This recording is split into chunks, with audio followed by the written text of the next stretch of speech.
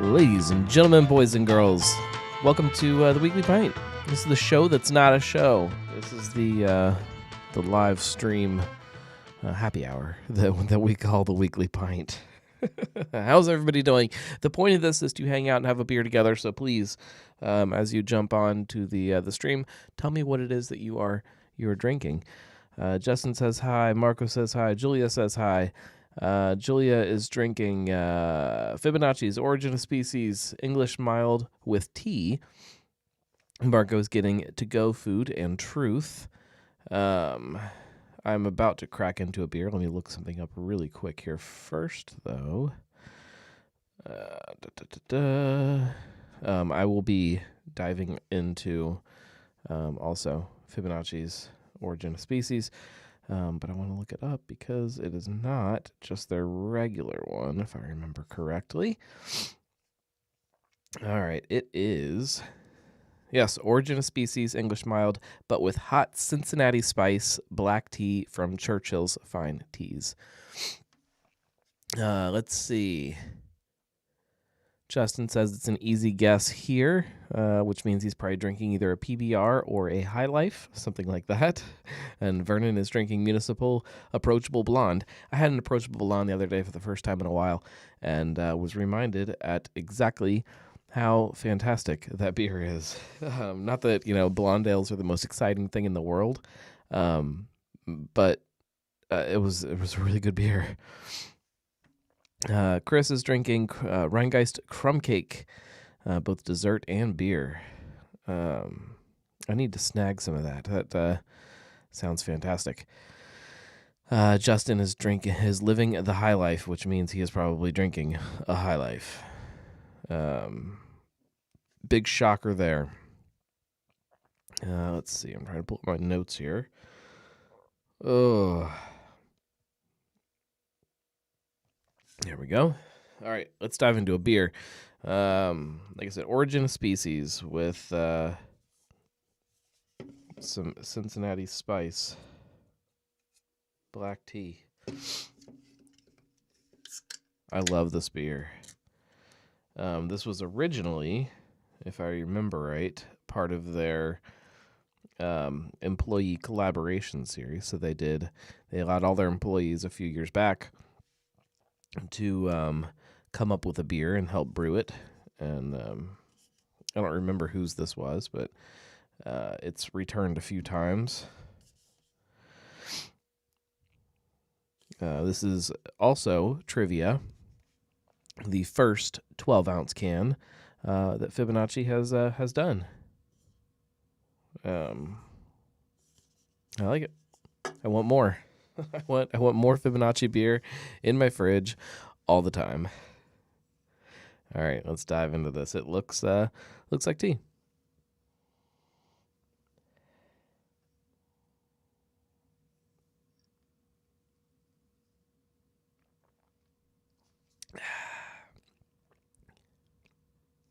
Oh yeah, that's fantastic. So Cincinnati spice. So I'm guessing there's some cinnamon. I don't know what else is going on in there, but it does kind of have that familiar Cincinnati spice personality going to it. That is really, really good. I kind of really want that tea now. I don't know anything about Churchill's Fine Teas. Let's look it up real quick. They are located, looks like Hyde Park-ish. Yes. I assume they've got a little, they have a place in Findlay Market, says Julia. That makes a lot of sense. So they have a Cincinnati spiced tea, because that is brilliant. Julia says that's where Josh and I were before meeting you back at Sam Adams. Of course you were. You somehow are always you're always filled with the exact trivia that we need during this show.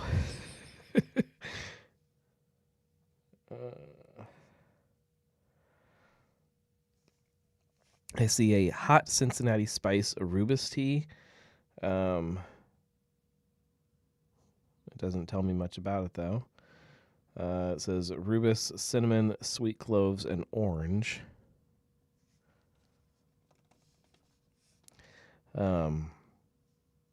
That's one thing I'm going to say about Fibonacci here is they don't tell me very much on the can about this tea. It just says with tea, and I need more.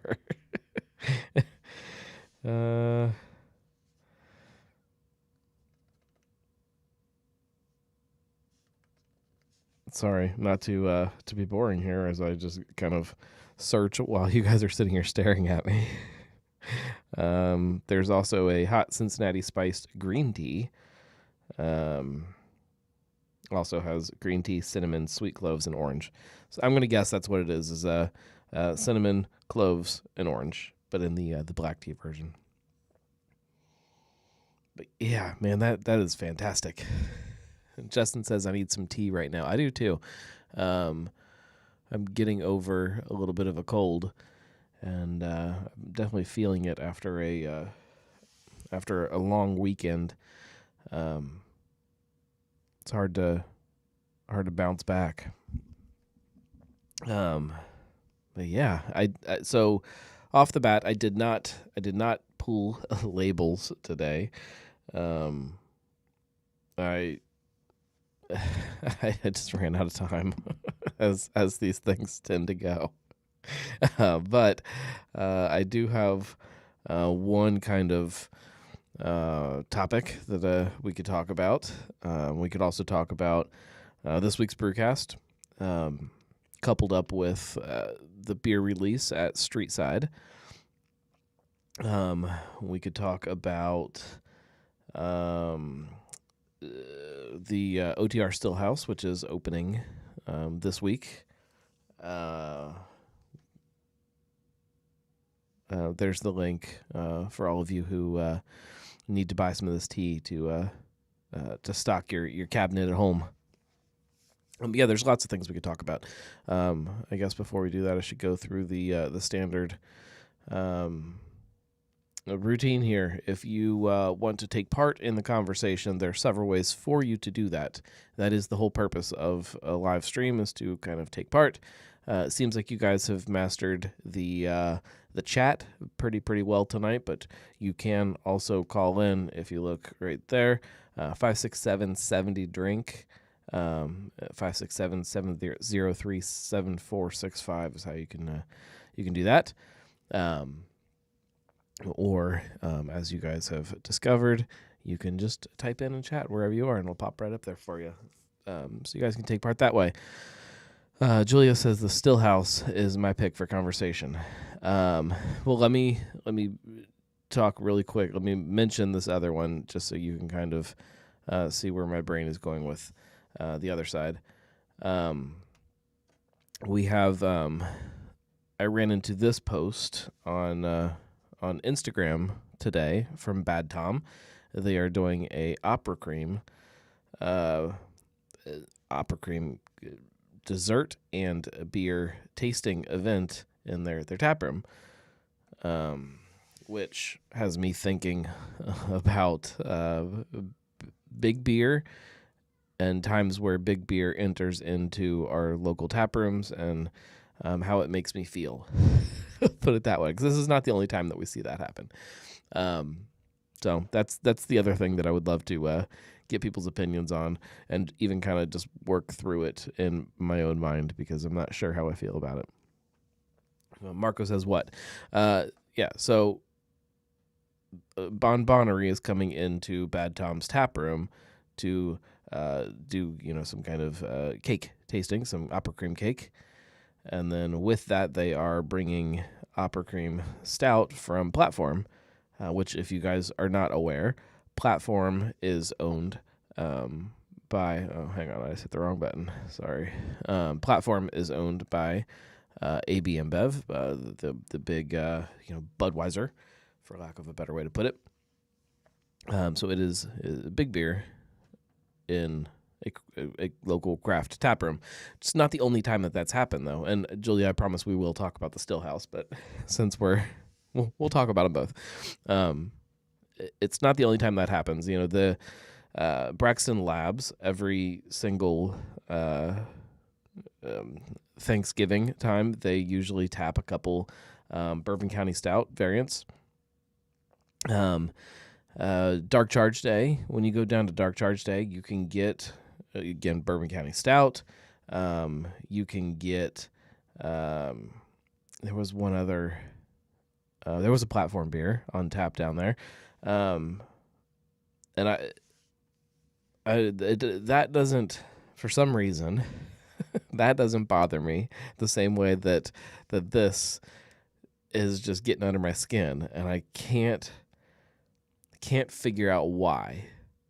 I don't know if it's like that it's that the whole night is kind of about this and about a platform beer, or if it's because it's Bad Tom. I don't know if that factors into it.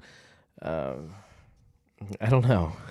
So I'm curious to hear people's opinions on how they feel about a local brewery, a local tap room, putting on an AB InBev beer, or throwing an event centered around an AB InBev beer.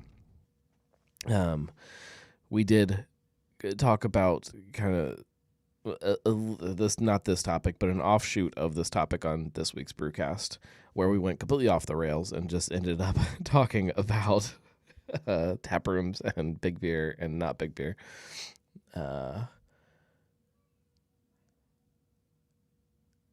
Okay, so there's a couple things to unpack here. Ben K says RIP blank slate. Yes, this this beer is a shadow of what the blank slate Opera Cream was. It's not even in the same ballpark, in my opinion. Sean says that Platform's Columbus Tap Room is still not open. No surprise there. Let's see. Marco says, need more details. What about this is consistent with the Bad Tom brand? Nothing. I mean, it's so. Let's.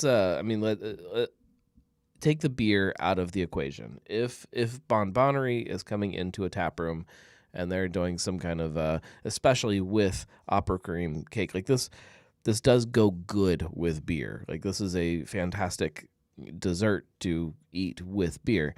So them coming into a tap room, even if it's not consistent necessarily with the brand of that brewery, doesn't bother me that much. It's the beer itself. When you factor that in, that's what bothers me so much. What about it is consistent with the Bad Tom brand? Yeah. Events in general, though, we can. Let's see how I want to word this to try not to piss too many people off. There are a few breweries around town that struggle a lot with identity and understanding who they are, and especially understanding who they are and letting their events and things like that reflect who they are. Bad Tom is one of those breweries, I think, that has struggled with it over the years, and it's hard to throw an event without a really good marketing team that is consistent with your brand. Sean says it's consistent with the brand because it's bad. Ass in a glass.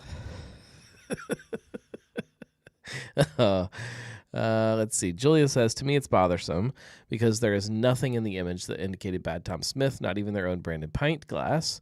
Without seeing the post and just seeing the pic, I wonder if there was anything Bad Tom Smith in the event other than the location. No. So, I mean, let's see if there's actually an event up on Facebook that I can pull up. I'm sure that the pictures were just sent to Bad Tom from the distributor, and that was that. I'm curious if Bad Tom Smith really understands kind of the the maybe the relationship with opera cream and how important that is to craft beer drinkers. Here, oh, hang on, I'm on the wrong profile here. That could, yeah, it gets okay. Let's pull up. Here, I still need to. Okay. Here is the Facebook event. So the same picture up here that was on whatchamacallit on Instagram. Yeah. Join Bad Tom Smith's happy hour and enjoy an afternoon of opera cream cake and beer. Join Pat Ryan of the Bon Bonnery as he shares samples with their opera cream tort. Enjoy the samples with their opera cream stout, a coffee stout that is modeled after their tort. So yeah, tells you nothing. It's strange, and I'm sure that there is some kind of contract involved where there is not another brewery that's allowed to make a Bon Bonnery opera cream beer right now, because they're probably contracted with Platform that they're the only ones allowed to do it. With that being said, like, this would just make so much more sense if they were showing up to Bad Tom and Bad Tom had made an opera cream beer and they were doing a tasting with it. Like, it's strange. This is an event that you do at a bar or at a Kroger or something like that. It doesn't make sense. Marco says maybe they misread the room. I don't know. I get confused sometimes. I think I understand what people are doing, and then they do stuff that just completely is out of left field for who I think they are. This one bothered me, but again, I'm not 100% sure why, because it doesn't bother me when I walk into Braxton Labs on Black Friday and they've got Bourbon County brand stout on tap. Jason says my house sucks. Can I have a party at yours? I'm confused. Sure. Sean says maybe they don't know Platform is AB. I think that is almost no. I have a hard time thinking somebody doesn't know that. I almost think maybe it just doesn't factor into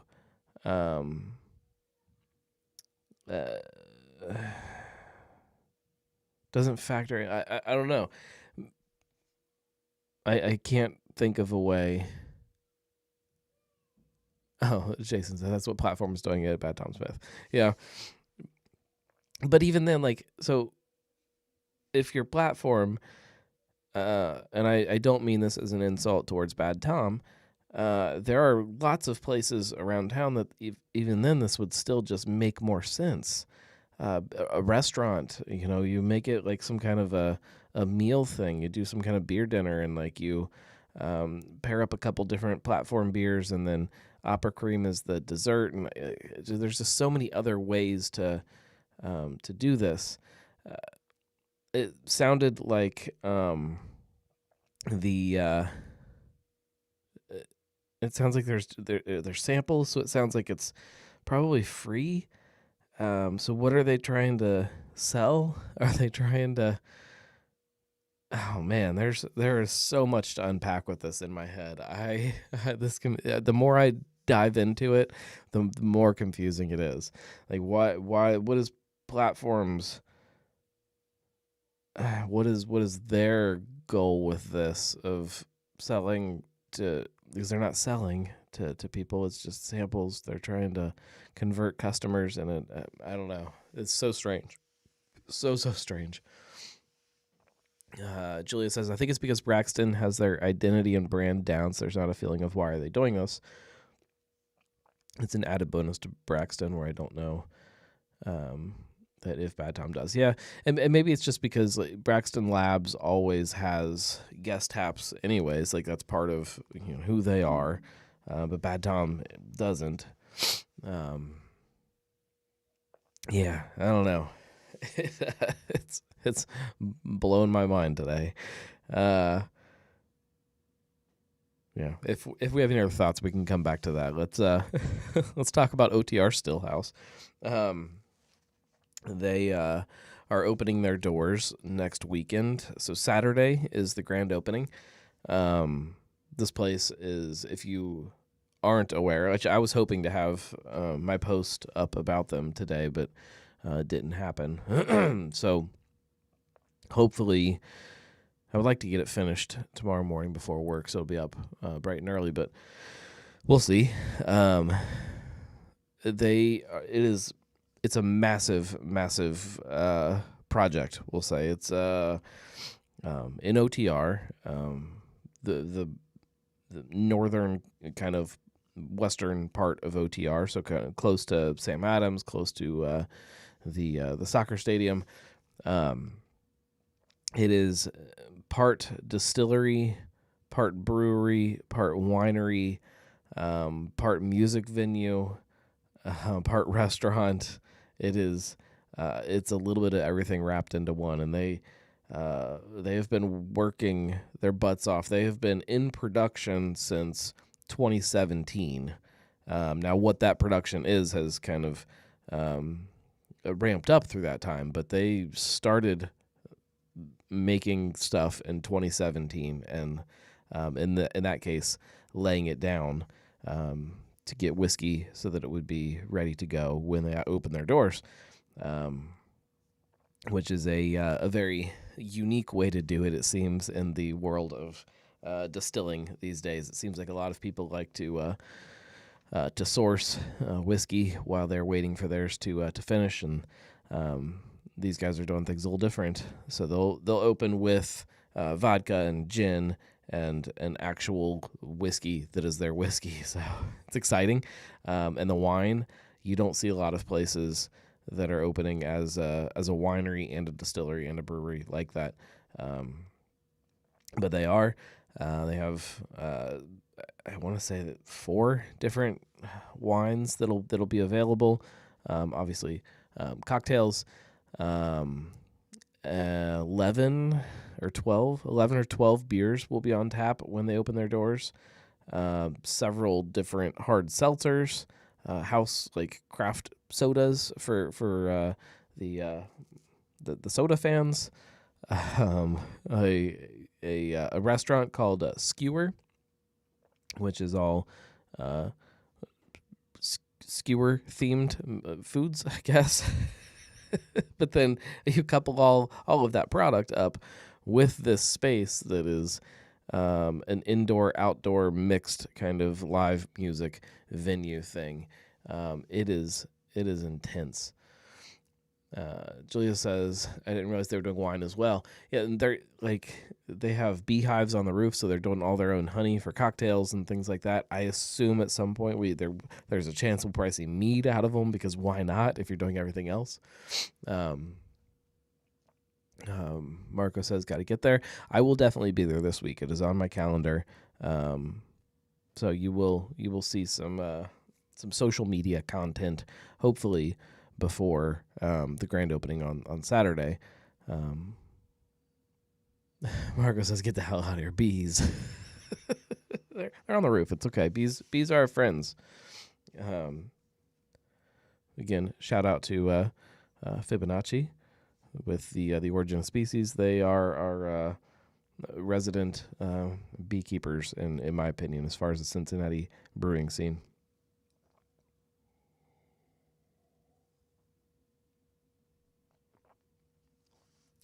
I believe. So if you don't know, OTR Stillhouse, also known as the Knox Joseph Distillery, or as I like to call it, the Knox Joseph Beverage Company, because of all the stuff that they're making. That is the project of, among other people, but Chris Mitchell is the one that the beer geeks here in town might know, formerly of Woodburn.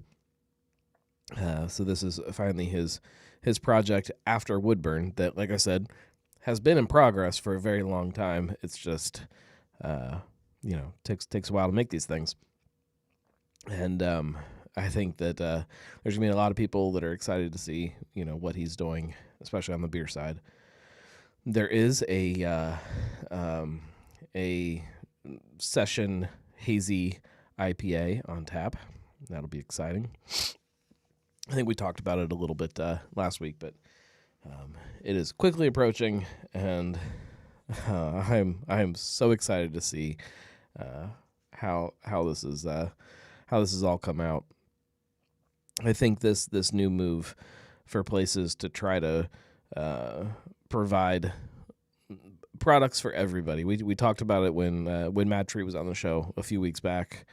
That idea of not just necessarily being a brewery tap room that is designed for bearded white dudes to sit around and talk about beer, to start to spread that out a little bit and make it a place for more people. I think that's the future of what craft beer looks like. There will always be different places for different people, but the places that will manage to be the most successful will be those places that are able to welcome everybody in, not in a comfort sense of everybody feels welcome, which is also important, but really provide products that everybody wants. If you Sean says third space is what it's all about. Yes. But it's so much bigger than just making sure people have food from a food truck and, cans of Coke in a fridge for people who don't want beer. It becomes very important to give everybody that same type of experience as people have fallen in love with craft beer.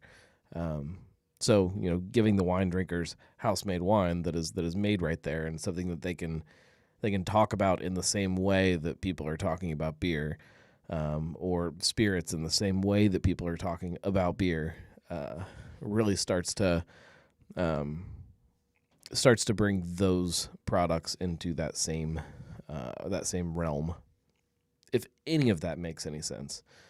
But I'm excited to see how they put their own spin on all this. I hope that all of these spaces can manage to stay comfortable in the way that tap rooms have. I think, to me, that's the danger as we start getting more of these bigger projects. I mean, not that I think that Knox Joseph is not going to be comfortable for people, or that any other kind of brewery distillery projects aren't. But as they get bigger, you start to lose some of that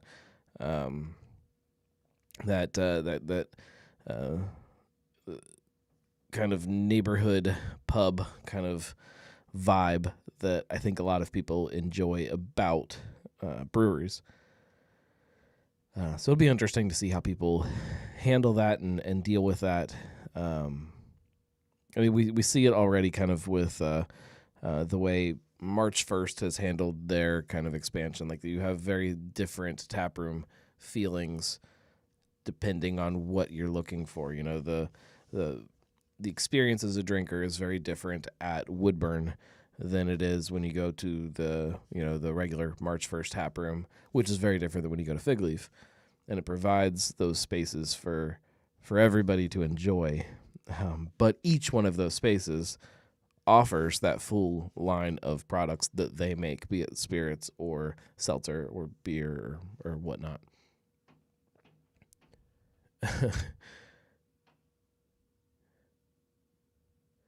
Marcus says, you're worried about beer geeks, wine snobs, and spirit drinkers might not play well in the sandbox. Well, I'm worried. Not that they won't play well in the sandbox. I'm worried that you have to build a big enough sandbox for all of them that the sandbox is too big. Marco wants to know if they will allow pack and plays. I'm not sure. I have not seen that in any of the marketing material, and I have certainly not asked. But I assume it will be fine on a not crowded night.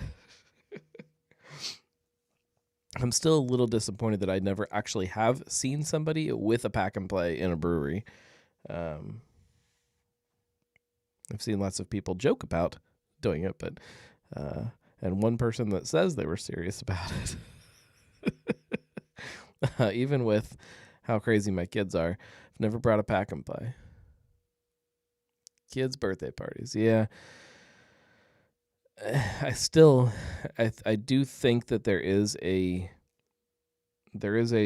world where kids' birthday parties are important for some places, but that it's also important to have those places where they aren't. I don't think that every I don't think that every space has to be for everybody.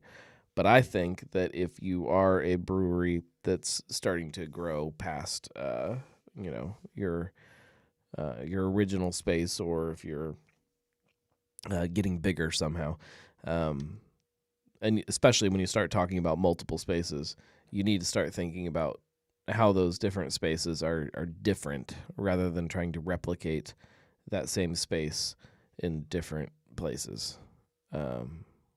Which I think MadTree is being very smart about, as they are kind of dabbling in that world. I think Braxton has done a pretty good job of it.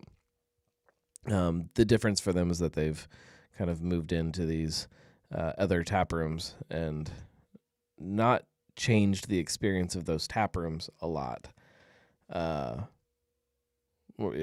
March 1st, on the other hand, has moved into tap rooms and really done some remodeling to those tap rooms to get them to fit into what they want them to be. Tim says, if you try to please everyone, you end up pleasing no one. Again, yes and no. Like I think as a company, you can try to provide that experience for everybody somehow, but they don't have to all be in the exact same space. And again, I know that we kind of fell into this part of the conversation talking about OTR Stillhouse, and I'm not saying that they're doing this, because they're a brand new company. They're not even, this is not even on their radar yet. But when you start talking about some of these other companies that are opening multiple tap rooms, I think it's definitely something you have to start thinking about, is that every space doesn't have to be for everyone, but you should have a space for everyone. That's how I would word it. And most places that are at that stage so far here in Cincy are hitting it pretty well, I think. The experience, if you look at we'll take Taft's. If you look at the experience of the Ale House versus the Brewporium, they are different spaces that are built for different types of experiences. And then when they open this beer hall concept over in Madisonville, which we haven't talked about on the show, I don't think, but we could. That will again be a very different experience than both of those current tap rooms are, which I think is very smart. It gives you. When I think about it the same way that I think about like all of our breweries as a whole, like there are places that if I'm hanging out with my wife and we want like just a quiet kind of night of us sitting and having a beer together, not that happens anymore because of my wonderful children, but if we were getting a night like that, the space that we would pick would be very different. If I'm going to watch a football game and eat some wings and pound some beer with my friends, which is very different than the space where if I just want to go sit at a bar quietly and kind of be in the middle of a few conversations, but not really talking to anybody, and just kind of quietly sit over a beer and have some time to myself. That's a whole different taproom experience, and we have all of those things available in a city like Cincinnati, but they're different breweries. Whereas now we're starting to get to that point as breweries go, as breweries grow. I mean, that they are able to provide those different experiences in different spaces that are all their spaces. And I think that is it's a key as you do open multiple spaces. If you're going to open multiple spaces in the same city, you have to realize why you're doing that. If you open just two identical spaces that are on two different sides of town, it doesn't make any sense why you would do that. Which we are eventually going to see. You know, you're gonna see those places that are growing just for the sake of growing, and you're gonna look at it and it's gonna be a little confusing. Probably sooner rather than later. I mean, not to call anybody out, but you know, there are places that are starting to hit that line of growth, and some of them aren't as well thought out as others. So that's my thoughts on that. Is there anything else going on this coming weekend? Look at the calendar. I think that's all that I've got planned for this weekend. Although, also, I have a lot of breweries' anniversaries and things on here. This week is also Rivertown's 11th anniversary, according to my notes. So happy anniversary, Rivertown. Josh is commenting for the YouTube algorithm. Thank you, Josh. Gotta keep the algorithm happy. As far as brewcast stuff, we could talk about that. So this week we did an episode at Socially Influenced. That was our beer release. I don't have a can within easy grabbing range. Actually, I do. Hang on.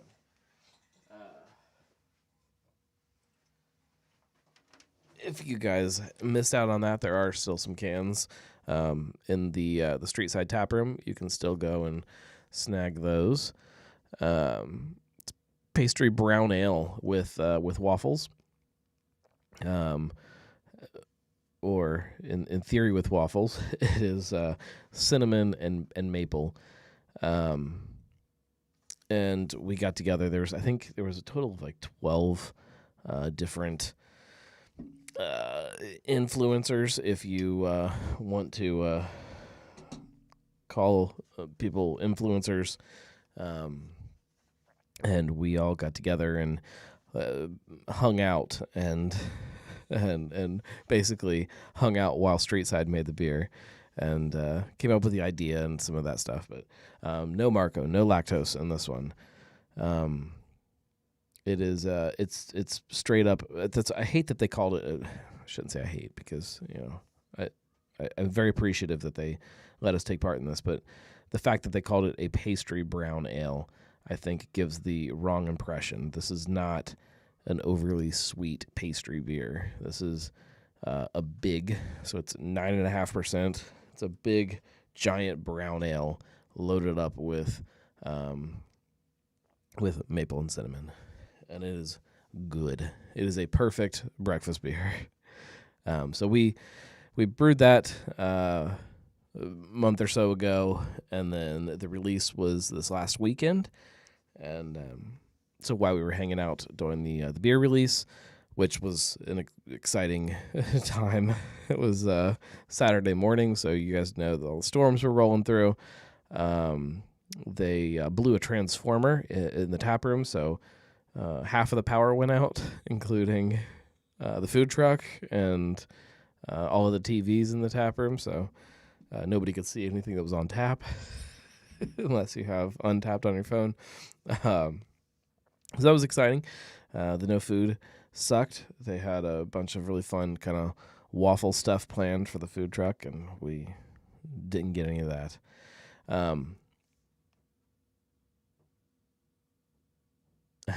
Marco says, by the way, next time I hope Julia gets an invite, I guess, to the collaboration. Yes, if I am. So I was part of this, but I was not planning who got invites and who didn't.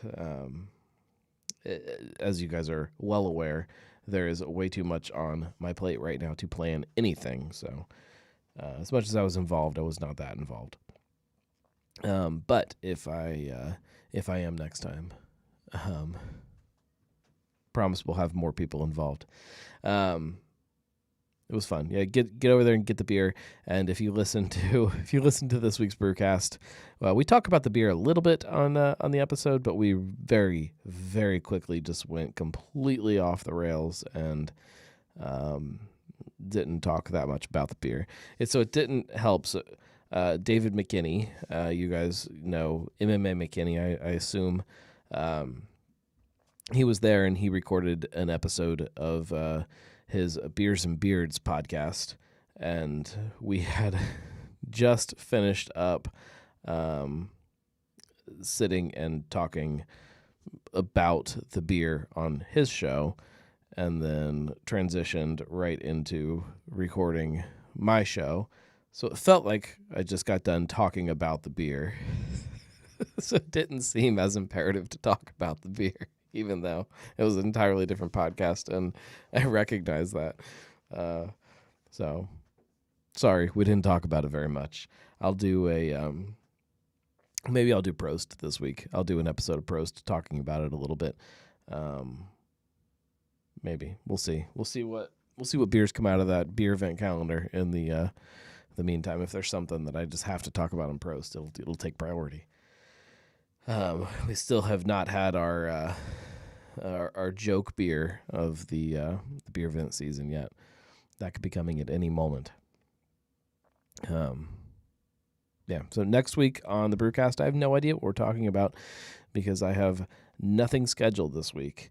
It's not like somebody canceled on me. I just haven't had anything scheduled. I was hoping to get together with Chris from OTR Stillhouse to talk to them. It's not looking like that's going to happen before the weekend. So that's that. I have I also I have another show that is kind of bouncing around between trying to get it planned, and I'm not 100% sure if it's going to happen, so I won't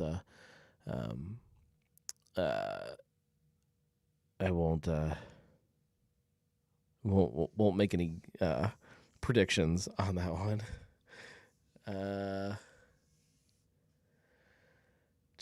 Let's see. Julia says, still a good episode. On other random news, rest in peace, West Eye Brewing's parking situation. They're planning on turning the building next door into 2 restaurants. So parking is going to get very, very fun at West Side. However, food will get that much better at West Side. So there's pluses and minuses, I guess. So I know people don't want to park and walk a block or two to get to a brewery, but there is plenty of parking around there. You just have to park and walk. And again, I know that's not what people want, but there are plenty of options for people. I'm excited for it. Like I said, one of the biggest complaints about Westside is people want food, and having a restaurant or two right next door can only help things.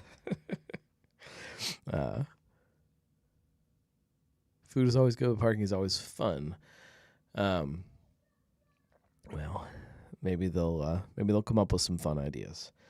A 6-story parking garage in their little back parking lot there would be great. Parking seems to be the complaint of everybody with breweries lately. Even places with massive lots like Madry, that's still a thing. Well, it's just too hard to park. You'll never please people is what I think. All right, guys, we'll wrap it up. Stay tuned for Pros this week. It'll probably be socially influenced, possibly, or possibly something out of the beer event calendar, or maybe not. Who knows? Cincy Brewcast, I'm going to try really hard to get an episode together for next week, but I have no idea what it's going to be about, and I have no idea who's going to be on it, so I can't really give you any teasers for that, but there is stuff coming. And I promise that all of that stuff will get better in a matter of weeks when my work schedule shifts and I'm able to schedule things a little more freely. So good things are afoot for 2022. That's for sure. And I appreciate everybody's patience as we get through all of the time before that. If you like what I do here or anywhere, and you want to keep helping support all of that, number one, the biggest thing you can do is just sharing all of this stuff with a friend, be it sharing the YouTube channel or the podcast or even this show that is not a show. Tell somebody about it, and all that stuff helps it keep growing. If you want to physically help it with some kind of monetary support, you can always go to thegnarlygnome.com/support and do that. That links up to the Patreon account, and you can become a Gnomie. And in addition to my schedule getting easier next year and it making it easier to create more content, that also is going to free up some time to kind of not necessarily rework, but improve a little bit of what being a Gnomie means. We'll have some events, and we'll have new swag is coming too. So if you are a $10 level or higher Gnomie, you will get a bunch of swag next year and some fun stuff coming. So if you already support us, I can't thank you enough. And if you want to support, then I thank you in advance, because it does help a ton and makes all this work. So thank you guys very much. Yeah, like I said, stick around for something this week. We just don't know what. It's such a good example of the story of my life right now. There are things coming, and I don't know what they are. Everybody have a good night. Cheers.